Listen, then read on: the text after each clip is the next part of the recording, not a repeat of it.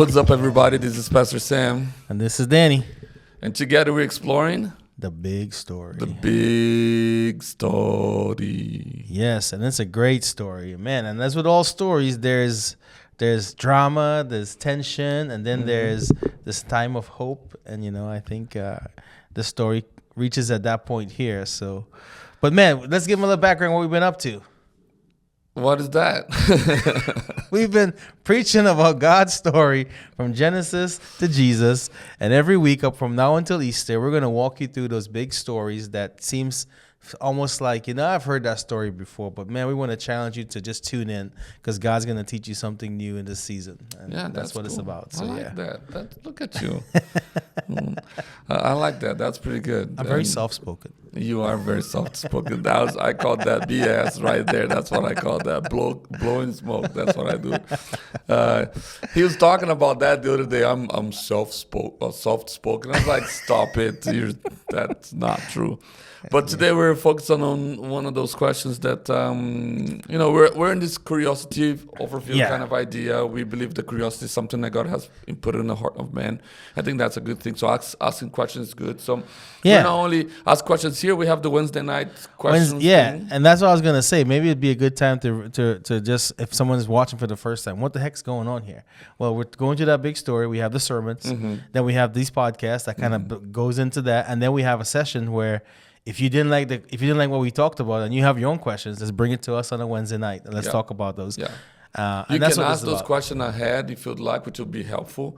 You can go to the church app, just download the app, and there you're gonna have a place where you can send these anonymous questions to us, and we won't know who you are, which doesn't matter to us. We just want to answer the questions. So, But if you are brave and want to come and ask your own questions, that's fine too. We would love to do that. We want to be the kind of church that helps people come to good understandings of things. Because when pastors and churches are not willing to answer questions, or even to say, I do not know the answer, let's explore it together, it becomes a problem, right? Yeah.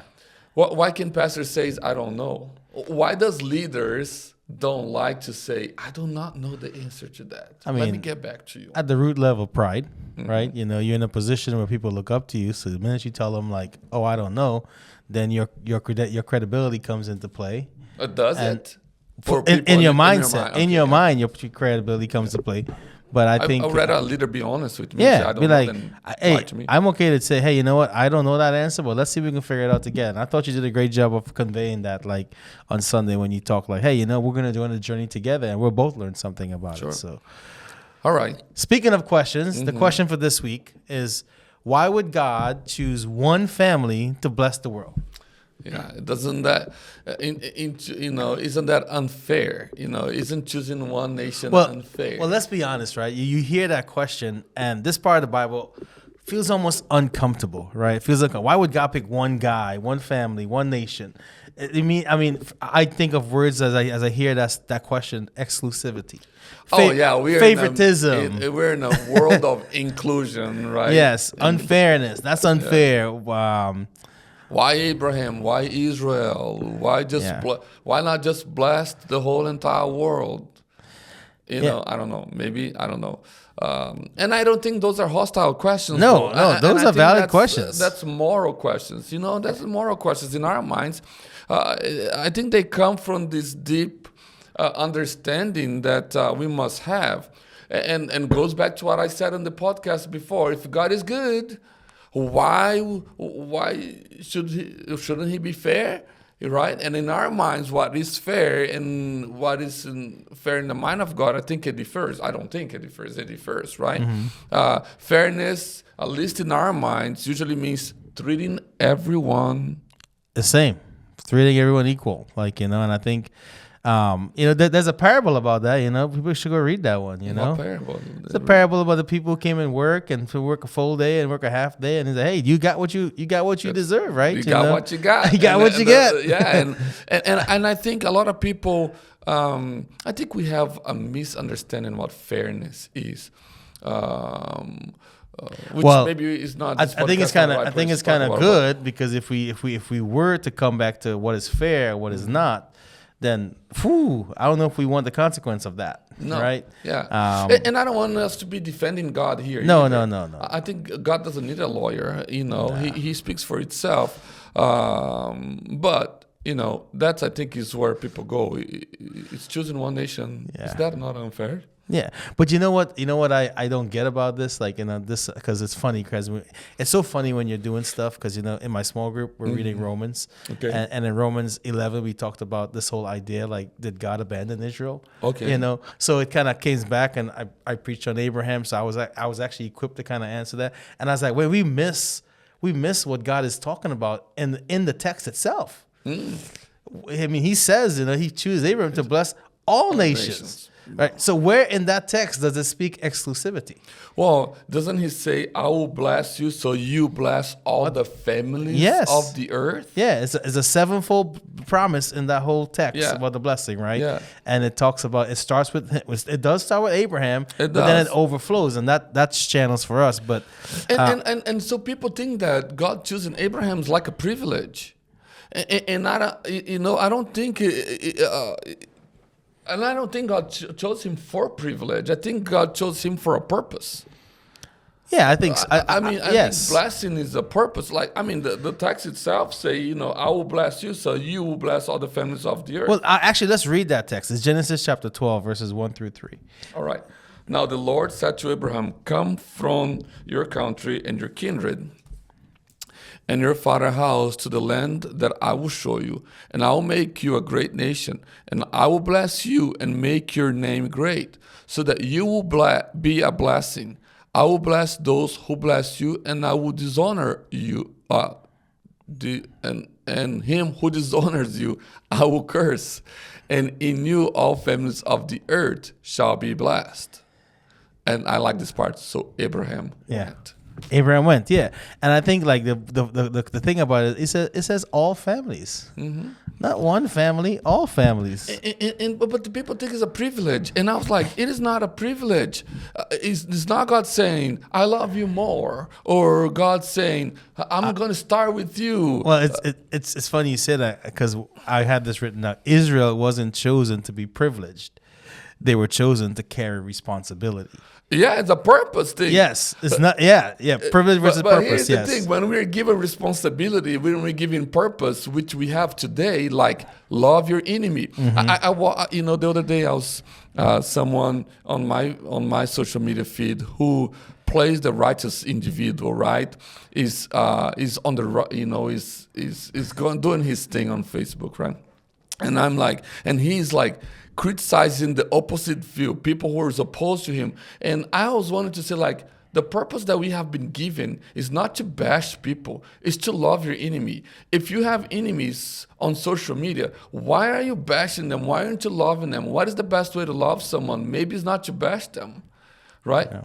So like, we have been given purpose and responsibilities that plays in our lives today. Yeah. But we want to be blessed, but we don't want to carry the responsibility of the blessing. And I think that's the problem that most Christians have today, is that we look at Abraham, it's like, well, this guy was privileged. Why was he chosen? That's unfair. No, he was given a purpose and responsibility. Yeah. There's a weight that comes with that. It is. And God didn't choose Abraham's family instead of the world. No. He chose them for the world.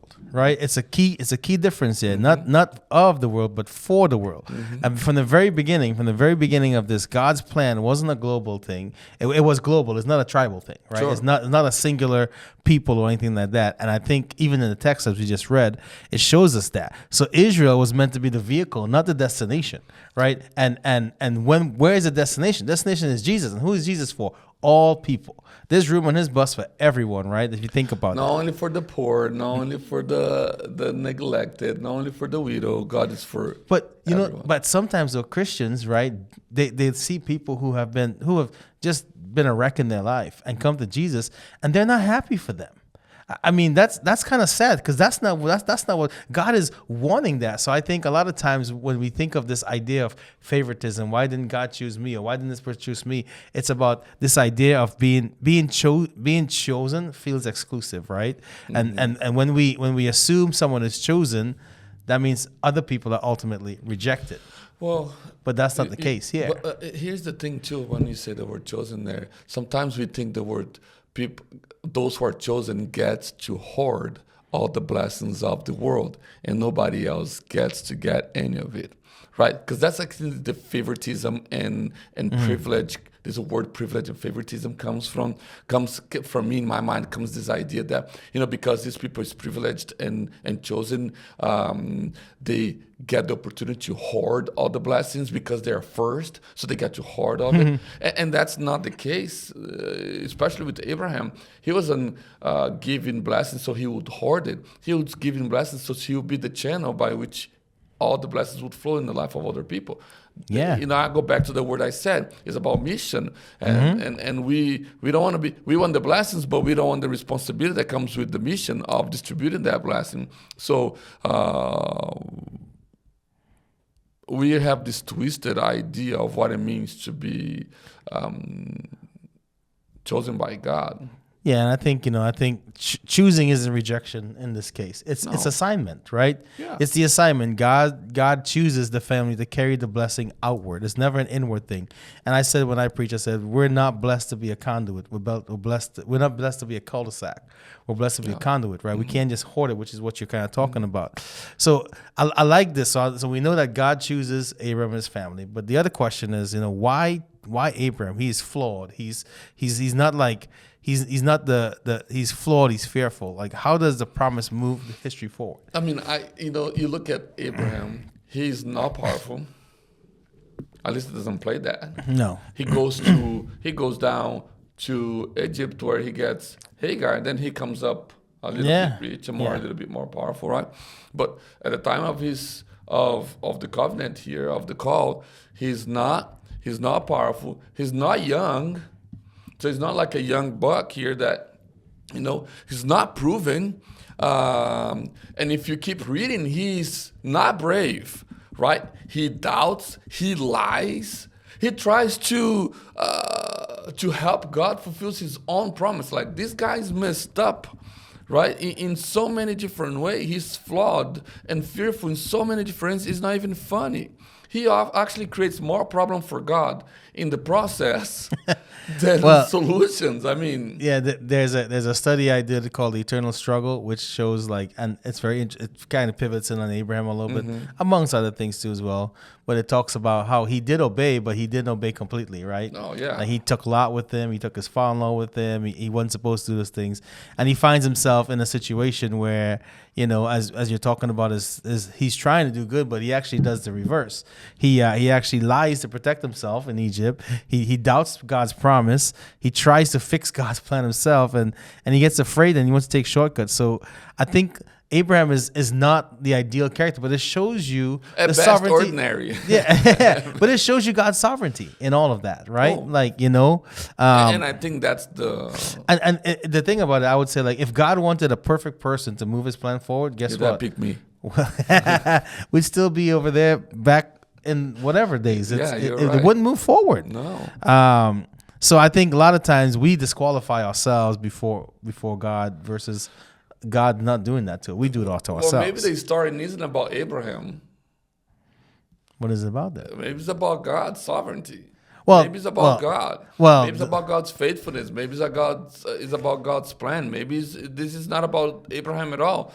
Because if a messed up guy like Abraham can actually be part of God's plan, I mean, then it's not about the guy, because it has to be about something else. It has to be about God's promise. And I don't know why God chooses to use men. Well, I know why, because he trusts us. Yeah. And I think that's an important thing to do. He's not looking for a hero here. He's looking for willing people, and I think that's why Abraham. I never talk about this. I just come to me. I mean, maybe the reason why God chose Abraham is not because he's perfect, but he was willing. He's willing to carry on the promise, willing to be the individual who paid the price to see the promise come through, right? Not perfect, but the one who would do it. So, and I think that matters a lot, that this is not about God, that is about Abraham, because God doesn't wait for perfect people to move his plan ahead. Right? No. He works through flawed, fearful, lying people, broken people, trusting people who are willing, in my opinion, because that's all that is needed for God. I think Well, that's why all God needs is someone who is willing. Yeah, And when it comes to selection or whatever call, I think that's what he's looking at. I think you're right. I think there's the obedience factor is probably what pings more on Abraham than everything else, right? And even then, when Abraham messed up, he came back to God. A lot of times, when we kind of mess up, we kind of like sit and sulk and kind of stew in our pain, versus going back and saying, God, how can you help me in this situation? But I think to keep back on Abraham's story and the blessing and things, that there's every major thing traces back here, right? With this promise right here, and this is actually from a revelation of God's plan standpoint, it's probably one of the biggest thing. And going back to that study I did, Eternal Struggle, the enemy doesn't know God's plan, right? He only gets bits and pieces of it. He just sees that as it gets unfolded. Yeah. So as God continues to make these promises, make these claims, well, now he's now aware of these things, so he tries to pervert the line. But the whole purpose of all of this is to bring Jesus, right? He's to be, like I said, Israel is a vehicle to bring him. He's perfect, coming through imperfect people, to live the perfect life, to save imperfect people. Like think of how that's only God. Only God can do that. Only God has the means. Only God has the power to do that. And how can you look at this thing and say, well, he's showing favoritism? No. Yeah, I mean, the question is not about why choose Abraham. No. I'm glad he chose Abraham and not me, in a sense, because you talk about this responsibility, right? And not that many comes people with that. want the responsibility. No. Like we see that today in the Christian world. Not many Christians want the responsibility of being a Christian. They just want they just want the blessings, and I think that's a problem for followers of Jesus today, because the promise must change, the mission must change, the purpose must change how people live their lives, right? And you need to live through the purpose. Now, Abraham was broken, flawed, and all this stuff we're saying, but he was faithful to the promise, right? And I think that's the difference between Abraham and some of us today, is that we know God's promise to us, but we are not faithful to the promise.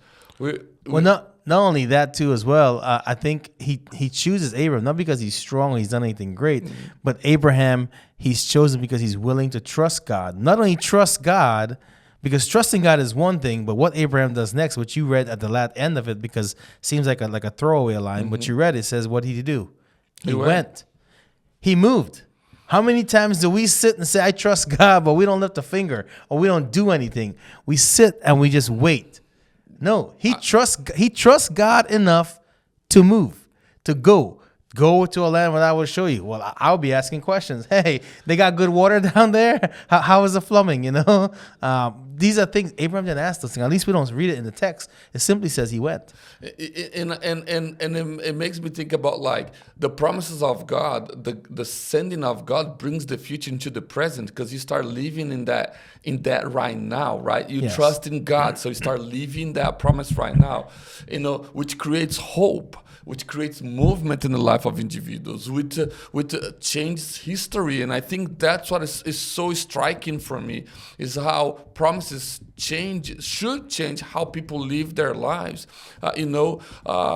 Generations pass, empires rise and fall, but God's promises remain the same. And it should change how we fragile people live our lives, right?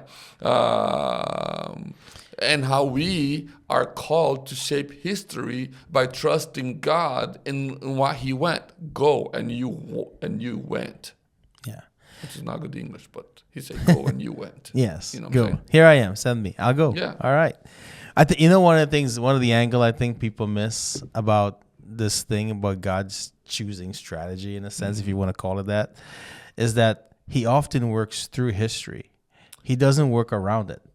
Right, he works through it. Yeah, it'd be much easier for him to be like, you know what, I'm gonna snap my finger. Alternative world. Yeah, no. Instead of snapping his fingers to fix humanity, he works through the families, the cultures, and the generation to bring about the purpose and the plan that he has. And I think that's why he doesn't bypass people to save people. He uses people to save people. But he doesn't depend on people. I maybe misspoke there. he doesn't. Well, no, he doesn't depend on people's abilities or people's timing. He only, is the opposite. We depend on his faithfulness. So I don't know. I don't know how those two things work together. God uses us, what we were just talking about, but not really depending on us. Because I think you're saying like if Abraham doesn't go, does God still get it done? Well, right? he still get it done. He still get it done. Exactly. That's exactly That, and he'll still get it done. We don't have that narrative because Abraham went, right? Yeah. but he. So, do you think God is dependent on humanity of some sort in order to make His promises fulfilled? Not necessarily in one individual, but in humanity. Because of what you're saying before, He doesn't work outside of history. So if He needs history, He needs humans to create that history. So He's dependent. He chose to be dependent on humanity in order to make His. Well, I think that's where the relationship comes in, right? Because I think then it becomes transactional, right? God is a God of relationship. It's not a religion thing, right? It's a relationship thing. And I think when you have a relationship, you can't bypass that. Because then if I have no skin in the game, then how? Not that God's promises won't come through. Sure. It's if I the one who choose not to trust, not to obey, not to move, not to walk, then I miss out. Yeah. God's still gonna do what God does because He's still God. He's the same yesterday, today, and forevermore. It's us who change. It's us who change with weather. So I think God still gets it done. No but He works. Yeah. He works with the people. He works with us. But I want to ping on you talk about blessing before, and we talk about how we talked about that being responsibility, right? And blessing biblically is being entrusted with something meant to help others. Yes, that's what blessing means. Yes. We have perverted or have this different idea of blessing to think of it as comfort. Think of it as an easy thing. But blessing, maybe God blesses us not to make life easier, but to make us useful, right? And I think that you had said that earlier, and I was like, I want to come back to that because the biblical meaning of blessing is being entrusted with something meant to help others. Blessing is not God putting you in a pedestal and say, look at them. Look No. at him. Look at how great I am to making him great. It is actually putting us down, taking us down from the pedestal and say, listen, now that you have all these resources. You hold the pedestal. Put someone up there and bless them, yeah. Insane, yeah. Why have we changed the meaning of blessing? Like that? Why have we moved from an avenue by which people are brought relief, comfort, peace, and joy, and you can, to me getting all this as stuff. with everything God gives us, we humanity just tries to pervert it to be because I see it as a selfish thing versus a selfless thing, right? Blessings ought to be selfless, not selfish, and I think humanity we have been our biggest downfall, getting in the way, but God blessed Abraham so blessing could flow through him. And now believers, we all sitting there, and if you are under the plan, if you are with Jesus didn't come to start a new plan. No, Jesus is unfolding the one that God had from the very beginning, and it's not a throwaway thing. It's not a new thing. It all is one. He is carrying forward what God promised. He's bringing it to reality. He's brought it into reality, and as a result of that, we now get to be a blessing to others by those who don't know Jesus come into his presence, come into his fold. Yeah, I was just reading, that's what I was looking here about this word, the Hebrew and the Greek word here. The Hebrew word for that is actually, I like this, is speak words invoking divine favor, right? And so many times we forget that divine favor is not something that only rests in you, because that's what Abraham goal here was to expose this divine favor to all people around the world, which makes this call a global call, right? It is a global thing. It's not a individual or a nation thing. And I think, and that's something that people has asked me lately, does God still, is Israel still chosen by God today? Or, do they have special, whatever. And I was like, well, maybe, but I don't know. But here's the thing: the call and the promise and the blessing was always supposed to be global. It wasn't supposed to be hoarded by the Jewish individuals, Right. or Israel, or whatever you want to call them today. Maybe I'm being politically incorrect here. So, from the beginning, God promises to Abraham includes everyone. So this is not about just one specific individual, one specific nation. It's about all the families of the earth. The Bible doesn't start narrow. It widens it up and then starts a global work and works through this global promise to particular people, right? So it starts big. It doesn't start small. One family becomes the nation. A nation carries a story. The story points to one person, and that person is only that's one. The particular is one person. Is Jesus? Is nobody else. Yeah, and here's a misconception about this text too as well. We see Abraham as the hero of the story. He's not. He's not. God is the hero of the story. And a lot of times when we think about that, God choosing Abraham, being chosen was never about status. It was about mission. Yeah, it's exactly. It's about mission. We have to be mission minded, and I think about, this story and how I can apply it today in my life. I think about, who are the people around me that God has put so that I can be a blessing to them. And, and oftentimes, we tend to not lean into that because we don't see ourselves as mission minded. And I think that's the problem a lot of times in the church, is that we don't see us as mission minded. We see other people. We see the church like leaders. But we, in our job today, if you're listening to this on your lunch break or whatever, you can be a mission minded. You are on mission for what God has called you to be a blessing to others. The promise given to this one man, Abraham, becomes the hope offered to all people, which means the story is still unfolding. Still unfolding. It is still unfolding. So, and I think that's, I want to go to the personal that you said. And I think for me, here's where it becomes personal, right? If God worked through promises instead of shortcuts, if God chooses and works through flawed people instead of perfect ones, if God blesses these flawed and broken people in order to bless others flawed and broken people, then the question isn't just why Abraham. For me, the question becomes then, what does it look like to live as people shaped by this promise of God that comes to us through Jesus, which we briefly mentioned here because I said it points to Jesus. Mm-hmm. What does it look like for us to live as people of this promise? Because this promise is for us.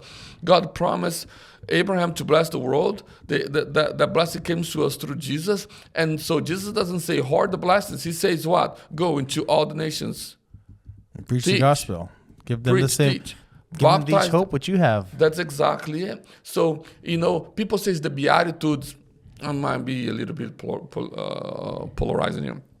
People look at the Beatitudes and they look at the government and want the government to apply the Beatitude by how they do policies and procedures in the world. The Beatitude wasn't written for government. The Beatitudes were written for who?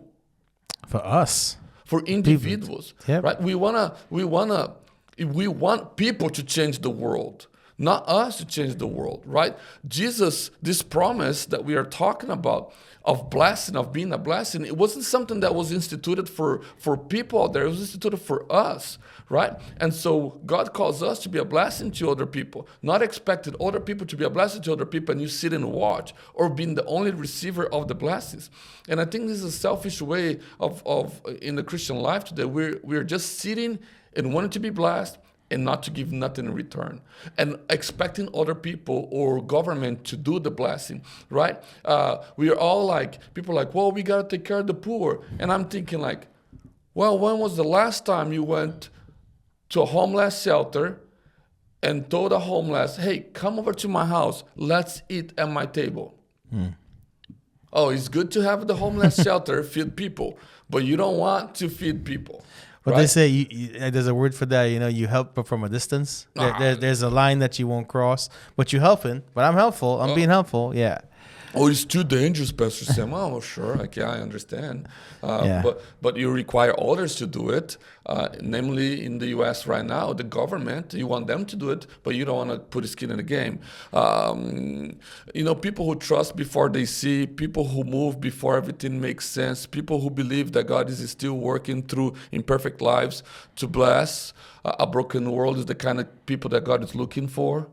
Right? I That's think the kind of people that God is really interested in. Well, I think about that. Abraham's family was meant to show the world what God is like. So if you think about that, you take that responsibility as an individual, not even for your wife or your kids, just for you, just as an individual.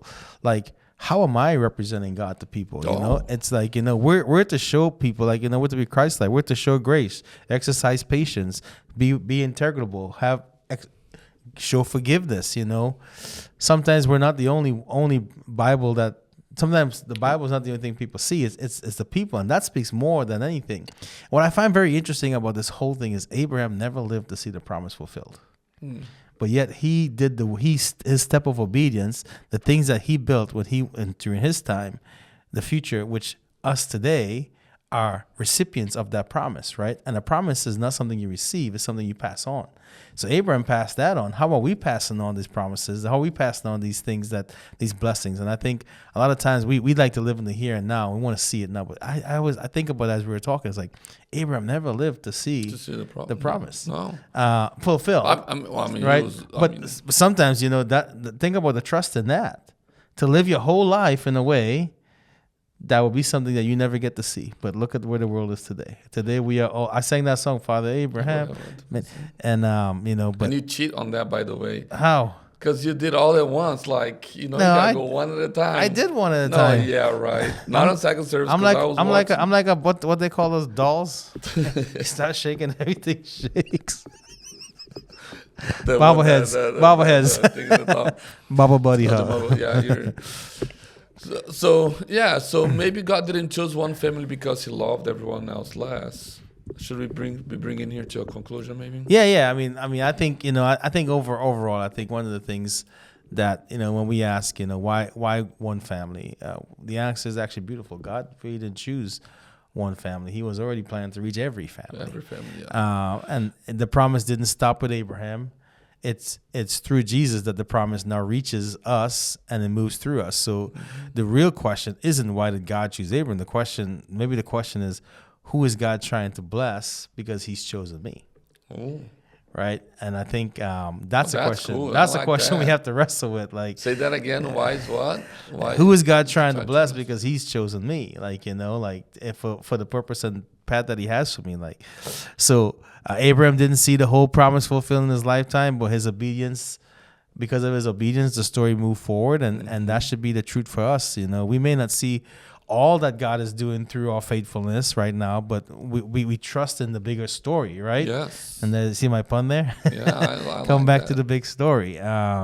So maybe the challenge isn't is simply to just live and walk like you're carrying a promise, and that promise is not just receiving it, but to be a blessing. And I think that if we do that more, if we focus in on that more, I think we can make a little bit more dent in the world for God and for the kingdom. We need to live as people who our lives are modified and changed and transformed because of the blessings and the promises that God has for us. For sure.